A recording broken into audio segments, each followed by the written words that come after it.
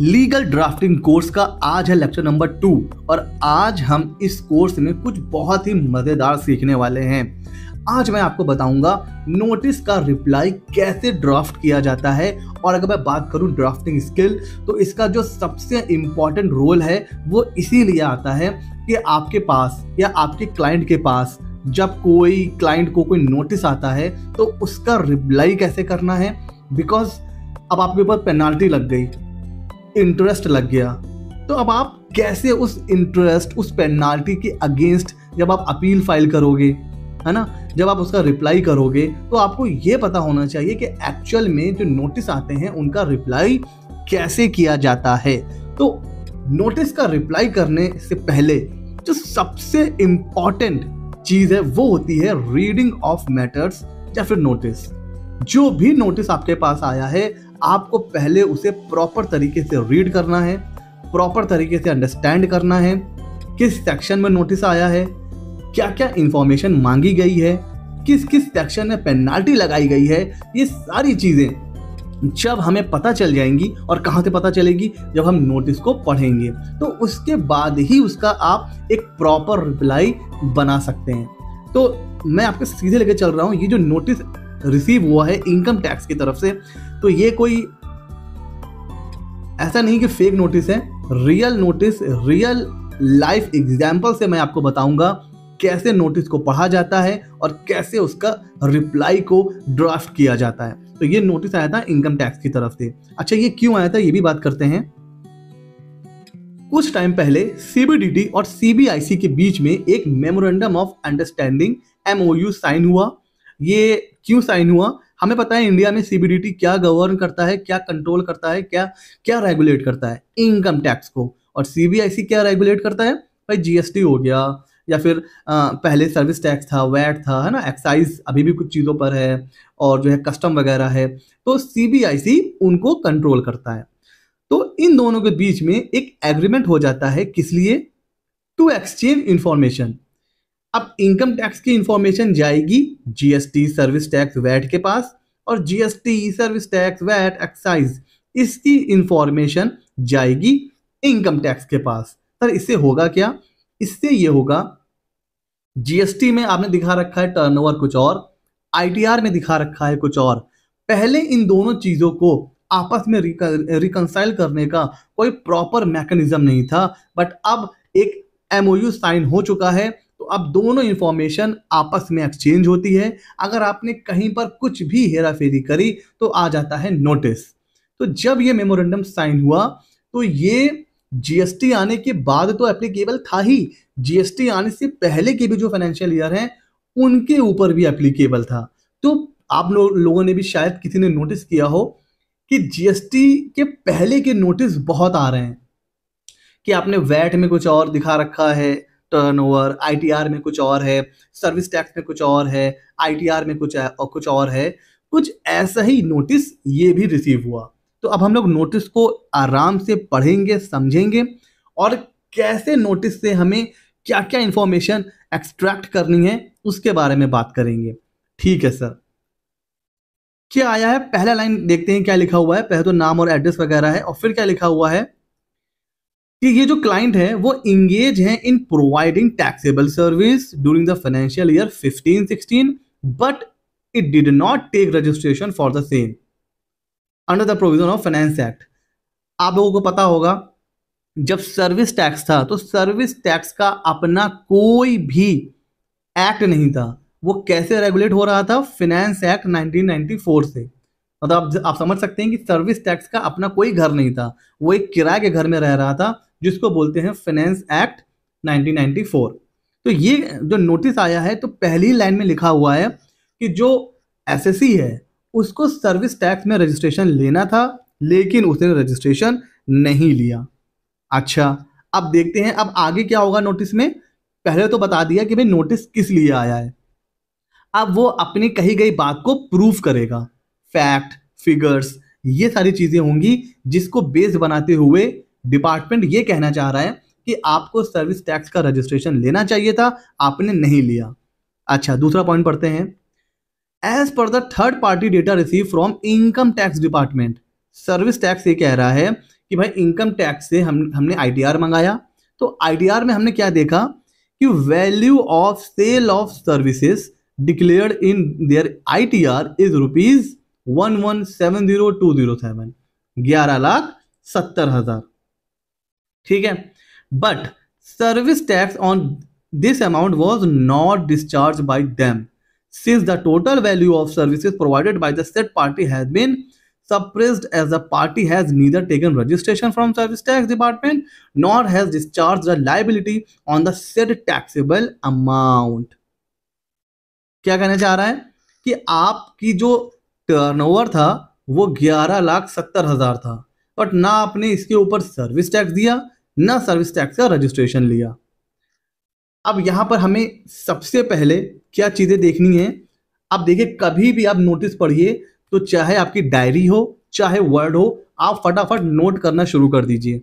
एक चीज हमें चेक करनी है, what is taxable limit of service tax.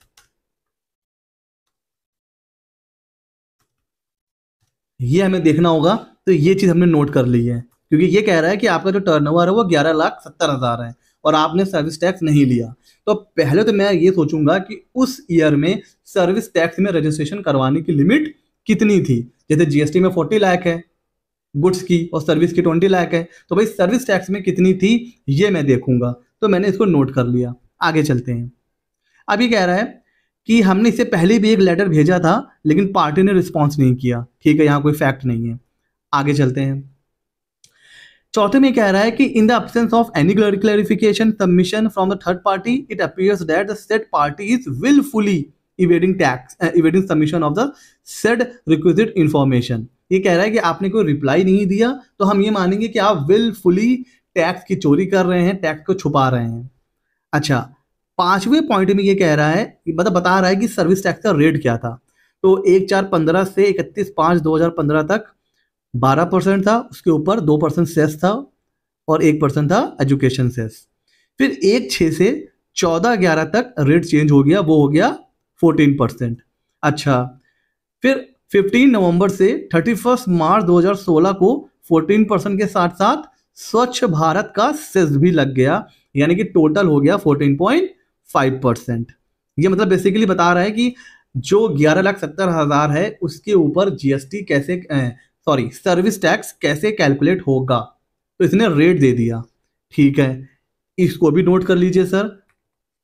और हमें क्या चेक करना है, रेट ऑफ सर्विस टैक्स, क्योंकि ये जो फैक्ट्स है ना ये डिपार्टमेंट ने हमें बताए हैं। हमेशा याद रखिए, नोटिस में डिपार्टमेंट ने जो भी फिगर जो भी रेट दे रखे हैं क्रॉस चेक जरूर करिए। ये मतलब कोई ऐसा नहीं है कि उन्होंने भेजा तो बिल्कुल एक्यूरेट होगा, तो हमें ये भी चेक करना है कि रेट ऑफ सर्विस टैक्स क्या था फाइनेंशियल ईयर 15-16 में। ठीक है सर, अगले पेज में चलते हैं। अब ये कह रहे हैं कि no information other than the data receive from the ITR is available with the department. मतलब आईटीआर तो हमें मिल गया इनकम टैक्स से, लेकिन हमारे पास और कोई डेटा नहीं है, तो हम ये मानेंगे कि सर्विस टैक्स कैलकुलेट करने के लिए जो भी आपने टर्नओवर आईटीआर में दिखाया है हम उसी को मानेंगे आपका टैक्सेबल टर्नओवर, और उसी पर हम निकालेंगे क्या, पूरा सर्विस टैक्स। अब देखिए उन्होंने पूरा कैलकुलेशन दे रखा है। कहाँ है वो कैलकुलेशन, 11,70,207 जो आईटीआर की वैल्यू थी उसी को मान लिया वैल्यू ऑफ सर्विस, उसके ऊपर 14% लगा दिया सर्विस टैक्स और 0.5% लगा दिया क्या, स्वच्छ भारत का सेस, और टोटल कितना आ गया 169,689। अब ये कहने जा रहे हैं कि हमें ये नहीं पता है कि कितनी सेल हुई है अप्रैल से मई के बीच में, कितनी सेल हुई है जून से नवंबर के बीच में, और कितनी सेल हुई है नवंबर से मार्च के बीच में। अब क्योंकि हमें नहीं पता है इसलिए हम पूरे साल में कौन सा रेट लगाएंगे, 14.5 का। इन्होंने हायर रेट ले लिया, सीधे हायर रेट। तो ठीक है, यहां पर देखिए एक गलती हमको पकड़ में आ गई कि आपके पास अगर इंफॉर्मेशन नहीं थी तो आपने सीधे 14.5 क्यों लगाया, है ना। आप चाहे तो 12% भी लगा सकते थे या 14 लगाते, आपने सीधे हायर रेट ले लिया। तो ये कहीं ना कहीं क्या हो गया, प्रिंसिपल ऑफ इनजस्टिस। आपको हमसे क्या मांगना चाहिए था, आपको आपको हमसे बाइफरकेशन मांगना चाहिए था। चलिए मैं मान रहा हूं कि इसके ऊपर जीएसटी सर्विस टैक्स मुझे पे करना है। कहाँ गई वैल्यू, ये रहा। मैं ये मान रहा हूं कि इसके ऊपर सर्विस टैक्स पे करना है, तो आपको मुझसे इंफॉर्मेशन मांगनी चाहिए कि भाई किस डेट में कितनी सेल हुई है, कितनी सर्विस आपने प्रोवाइड करी है। आपने तो क्या करा है, सीधे सीधे पूरे अमाउंट पे उठा के higher rate of service tax हमसे मांग लिया है। तो एक पॉइंट हम ये भी रिप्लाई में दे सकते हैं। अच्छा सर, आगे चलते हैं। अच्छा, अब ये देखिए, अब ये हमको बताने की कोशिश कर रहे हैं कि सर्विस होती क्या है। तो सेक्शन 65B ऑब्लिक ब्रैकेट में 44 ये डिफाइन करता है कि सर्विस किसको कहते हैं। तो भाई कोई भी activity carried out by a person for another for consideration. ठीक है, अगर आपने कोई सर्विस किसी को दी है फॉर अ कंसिडरेशन और जो डिक्लेयर्ड सर्विस में आती है तो हम उसको मानेंगे कि आप सर्विस दे रहे हो। और टैक्सेबल सर्विस के बारे में बोला है, तो अब आप देखो सेक्शन कौन कौन से आ गए। सेक्शन 65B आ गया, 44 और 51, इसको भी नोट कर लीजिए।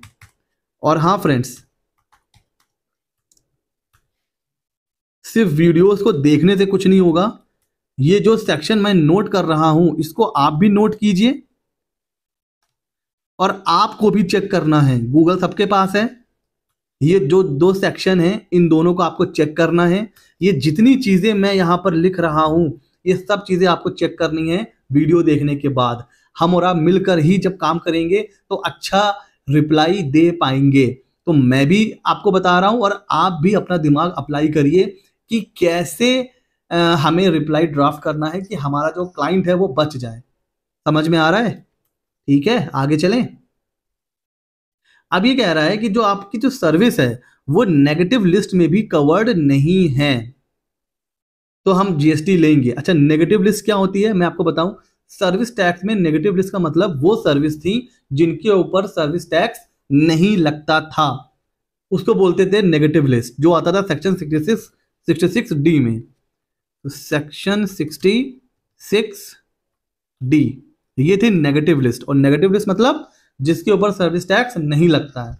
तो अब ये कह रहे हैं कि भैया आपकी जो सर्विस है वो नेगेटिव लिस्ट में भी नहीं है, तो हम सर्विस इसके ऊपर सर्विस टैक्स जरूर लेंगे। अच्छा सर, उसके बाद देखिए, अब यहां पर इन्होंने मैकेनिज्म समझाया हुआ है कि कैसे इंटरेस्ट का पेमेंट करेंगे, क्या ड्यू डेट होती है। अब आप जीएसटी से समझिए, जीएसटी की ड्यू डेट क्या होती है, 20 तारीख। 20 के बाद इंटरेस्ट लगने लगता है। तो उसी तरह जो सर्विस टैक्स की ड्यू डेट है पे करने की, ये वहां से इंटरेस्ट कैलकुलेट कर रहे हैं। अच्छा सर, ये section 68 and 66 in such a manner within such period as may be prescribed. It shall be paid over a credit of the central government by the 6th day of the month or quarter if the duty is deposited electronically through internet banking in either immediately following it. ठीक है, पहले जो rule था वो ये था कि अगर आप इलेक्ट्रॉनिक मतलब अगर नेट बैंकिंग या जो भी ऑनलाइन अगर जमा कर रहे हैं तो आपको कब पे करना है, 6th day of next month या क्वार्टर, जैसा भी होगा। और अगर कैश में कर रहे हैं तो 5th, यानी कि हर महीने की 5 तारीख या 6 तारीख। तो ये वहां से जो है इंटरेस्ट कैलकुलेट करेंगे। इन दोनों सेक्शन को भी नोट कर लीजिए, सेक्शन 66 एंड 68। अब ये सब हमें पढ़ने पड़ेंगे, अगर हमें रिप्लाई अच्छे से बनाना है तो ये सारी चीजें हमें आनी चाहिए। ठीक है जी। अच्छा, अब ये कह रहे हैं कि रजिस्ट्रेशन किसको लेना है, तो ये कह रहे हैं कि every person liable to pay service tax under this chapter within a such time and in such a manner in such a form as may be prescribed make an application for registration। ये कह रहे हैं जिसको जिसको भी service tax जमा करना है उसको उसको सर्विस टैक्स का रजिस्ट्रेशन भी लेना पड़ेगा, जो कि आपने नहीं लिया है। ये सब उसी के बारे में बात कर रहे हैं। ठीक है, और ये भी कह रहे हैं कि भाई आपने नहीं लिया है तो आपके ऊपर हम 25,000 रुपए 20,000 20,000 रुपए की हम आपको क्या कर देंगे, लेट फीस जो आती है वो सब चीजें लगाएंगे। तो इन सब चीजों को ज्यादा डिटेल में नहीं पढ़ते हैं। यहाँ पर ये पूरा जो जो उन्होंने इंटरेस्ट पेनाल्टी वो सब लगाया हुआ है ना, ये उसका कैलकुलेशन है। लेट फीस हो गया, आपने रिटर्न नहीं फाइल किया उसकी लेट फीस, टाइम से पेमेंट नहीं किया उसका इंटरेस्ट, तो ये सारी चीजें। अच्छा, सेक्शन 73 ये बहुत ही खतरनाक सेक्शन था। ये कब एप्लीकेबल होता है, जब या तो कोई फ्रॉड कर रहा हो या फिर कोई कोल्यूजन हो, कोई विलफुल मिस स्टेटमेंट हो, या फिर सप्रेशन ऑफ फैक्ट हो। तो इन चारों में से इन्होंने सप्रेशन ऑफ फैक्ट्स की पेनाल्टी लगा रखी है। तो सेक्शन 73 ये भी हमें पढ़ना पड़ेगा। ठीक है सर। अच्छा, यहां पर इन्होंने पेनाल्टी दे रखी है कि अगर किसी ने सर्विस टैक्स का पेमेंट करना है और नहीं किया तो क्या क्या पेनाल्टी लगेगी, कि उसके बारे में बात कर रहा है। ठीक है, तो कौन सा है सेक्शन? सेक्शन 69। तो इसको भी हम लोग पढ़ेंगे, सेक्शन 69। ये सब फाइनेंस एक्ट के हैं और ये सब हमें पढ़ना है। ठीक है, तो अगर आप ड्राफ्टिंग अच्छे से सीखना चाहते हो तो ये सारी चीजें हमें पढ़नी पड़ेगी। आप भी पढ़ो, गूगल करो, मैं भी करूंगा। ठीक है, ओके। अच्छा, आगे चलते हैं, सीधे आते हैं कंक्लूजन पे। अब ये कह रहे हैं कि ऊपर ऊपर इन्होंने समझाया हुआ है कि आपने क्या क्या डिफॉल्ट किया है, उसके उसके कौन कौन से सेक्शंस हैं, कहाँ कहाँ पेनाल्टी लगेगी, कहाँ कहाँ इंटरेस्ट लगेगा। अब ये आ रहे हैं अपने कंक्लूजन के ऊपर। तो आइए कंक्लूजन पढ़ते हैं। कह रहे हैं accordingly it appears that party is liable to pay service tax कितना, 1,69,680 ऑन ग्रॉस टैक्सेबल वैल्यू, जो अभी हमने देखी है 1170207। ठीक है, पार्टी हैव इवेडेड, कह रहे हैं कि विलफुली इन्होंने क्या करा हुआ है, टैक्स का पेमेंट नहीं किया हुआ है। तो अब हम क्या करेंगे, सेक्शन 73 और 75 में हम क्या करेंगे, इसमें further contravening the provision of the panel action भी लेंगे, उसके खिलाफ इंटरेस्ट भी लगाएंगे, पेनाल्टी भी लगाएंगे। ये जितने सेक्शंस हैं 69, 70, ये सारी चीजें हमें पढ़नी पड़ेगी। अभी कह रहे हैं कि सेक्शन 77 की पेनाल्टी के लिए भी आप लायबल हैं। तो ये लिखा है कि हमने कि नहीं, यहां पर लिख लीजिए आप 77 की पेनाल्टी, ये भी हमें पढ़ना है सेक्शन। अभी कह रहे हैं असेसमेंट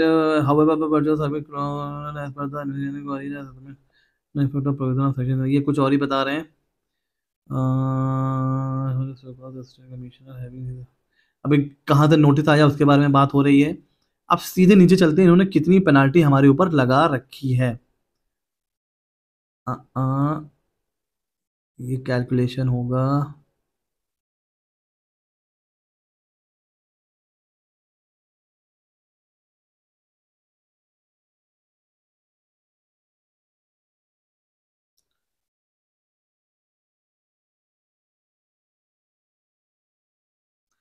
अभी हमसे कह रहे हैं, पूछ रहे हैं कि वाई। अब आप मुझे बताइए कि सर्विस टैक्स 169,680 जो शॉर्ट पेड हुआ है, नहीं पे हुआ है, शुड नॉट बी डिमांडेड, क्यों ना हम आपसे मांगे, क्यों ना आपसे रिकवर करें। ये है नोटिस का कंक्लूजन। अब हमें इसको ध्यान में रखते हुए क्या करना है, रिप्लाई फाइल करना है। तो पहला ये कह रहे हैं कि आप हमें बताइए कि हम आपसे सर्विस टैक्स क्यों ना मांगे, क्यों ना रिकवर करें। फिर ये कह रहे हैं कि इंटरेस्ट, सेक्शन 75 हमने लिखा हुआ है, यहां पर नहीं लिखा हुआ है, इसको भी नोट करिए।